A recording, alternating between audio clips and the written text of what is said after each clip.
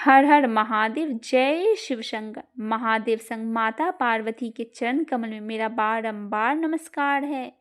आज हम सुनेंगे श्रावण महात्म्य का 16वें अध्याय की कथा।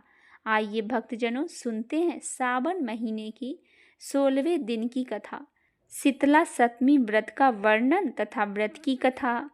ईश्वर बोले, हे सनत कुमार, अब मैं शीतला सप्तमी व्रत को कहूँगा। श्रावण मास में शुक्ल पक्ष की सप्तमी तिथि को यह व्रत करना चाहिए। सबसे पहले दीवार पर एक वापी का आकार बनाकर अशरीर संगक दिव्य रूप वाले 7 जल देवताओं, 2 बालकों से युक्त पुरुष संगक नारी, 1 घोड़ा, 1 वृषभ तथा नर वाहन सहित 1 पालकी भी उस पर बना दे।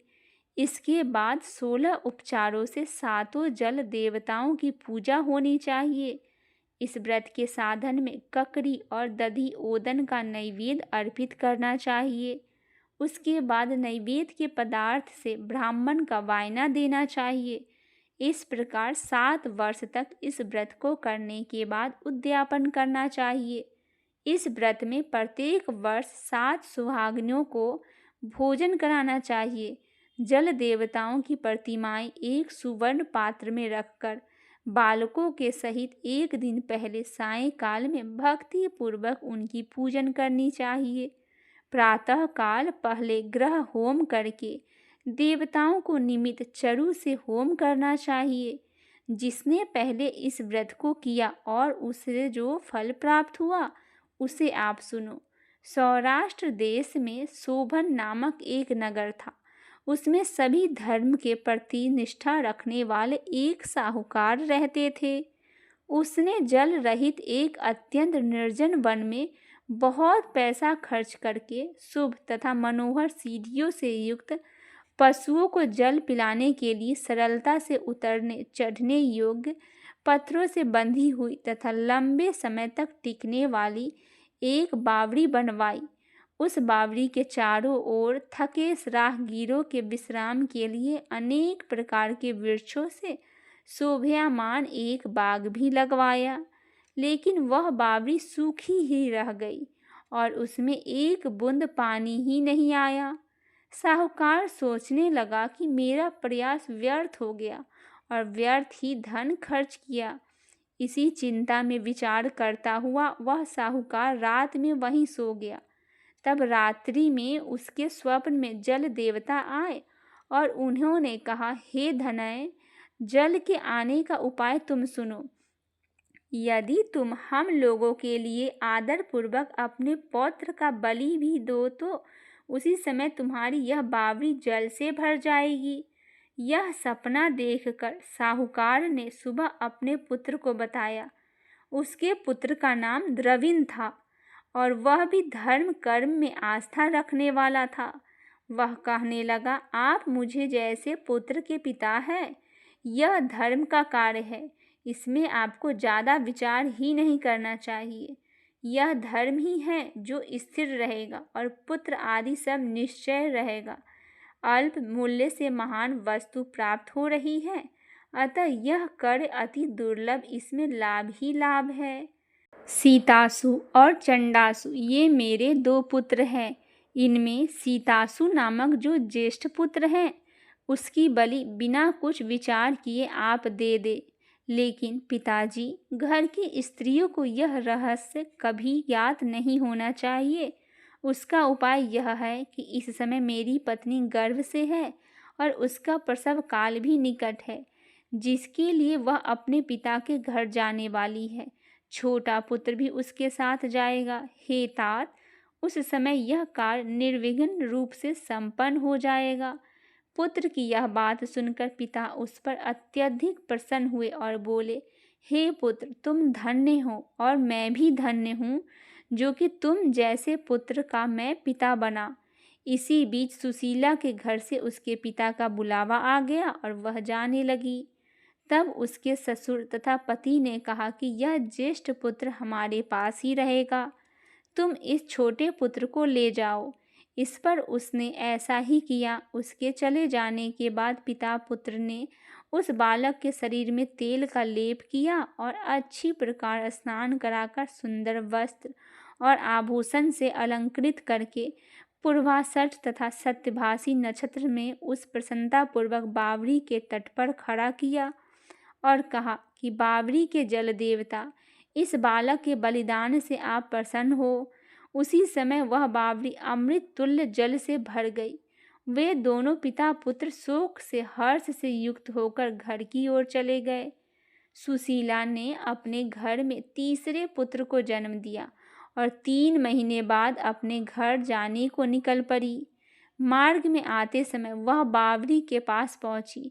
उस बावड़ी के जल से भरा हुआ देखा तो वह बहुत आश्चर्य में पड़ गई। उसने उस बावड़ी के में स्नान किया और कहने लगी कि मेरे ससुर का परिश्रम और धन व्यय सफल हुआ। उस दिन श्रावण माह के शुक्ल पक्ष की 7वीं तिथि थी और सुशीला ने शीतला सप्तमी नामक शुभ व्रत रखा हुआ था।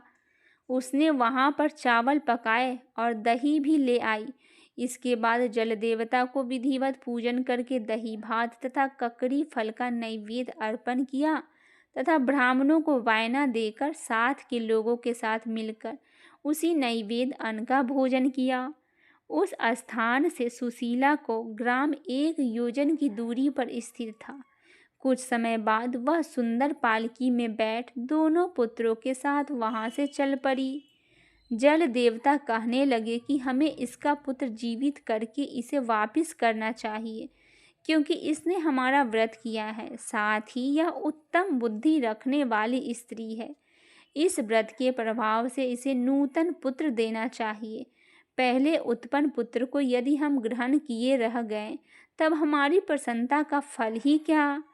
आपस में ऐसा कहकर उन दयालु जल देवता ने बावली में से उसके पुत्र को बाहर निकालकर माता को दिखा दिया और फिर उसे विदा किया। बाहर निकलकर वह पुत्र माता माता पुकारता हुआ अपनी माता के पीछे दौड़ पड़ा। अपने पुत्र का शब्द सुनकर उसने पीछे मुड़कर देखा। वहां अपने पुत्र को देखकर वह मन ही मन बहुत चकित हुई। उसने अपने गोद में बिठाकर उसने उसका माथा चूमा और किंतु यह डर जाएगा इस विचार से उसने पुत्र से कुछ नहीं पूछा। वह अपने मन में सोचने लगी कि यदि इस चोर उठा ले जाए और यह आभूषण से युक्त कैसा हो सकता है, और यदि पिशाचों से इसे पकड़ लिया था तो दोबारा छोड़ा क्यों। घर में संबंधी जन तो चिंता में समुद्र में डूब जाएंगे। इस प्रकार सुशीला सोचती हुई वह नगर के द्वार पर आ गई। तब लोग कहने लगे कि सुशीला आई है। यह सुनकर पिता और पुत्र अत्यंत चिंता में पड़ गए। वह न जाने क्या क्या कहेंगे उसके पुत्र के बारे में, हम क्या जवाब देंगे। इसी बीच वह तीनों पुत्रों के साथ आ गई। तब ज्येष्ठ बालक को देखकर सुशीला के ससुर तथा पति घोर आश्चर्य में पड़ गए और साथ ही बहुत आनंदित भी हुए। वे कहने लगे, सुचिस्मिते, तुमने कौन सा पुण्य कर्म किया है अथवा व्रत किया था। हे भामिनी, तुम पतिव्रता हो, धन्य हो और पुण्यवर्ती हो। इस शिशु के मरे हुए 2 माह बीत चुके हैं। तुमने इसे फिर से प्राप्त कर लिया और बावली में भी जल भी परिपूर्ण है। तुम एक पुत्र के साथ अपने पिता के घर गई थी, लेकिन वापिस तीनों पुत्रों के साथ आई हो। हे शुभे, तुमने तो कुल तो उद्धार कर ही दिया है। हे सुभावने, मैं तुम्हारी कितनी प्रशंसा करूं। इस प्रकार ससुर ने उसकी प्रशंसा की, पति ने उसे प्रेम पूर्वक देखा और सास ने उसे आनंदित किया। उसके बाद उसने मार्ग में पुण्य का समस्त वृत्तांत सुनाया।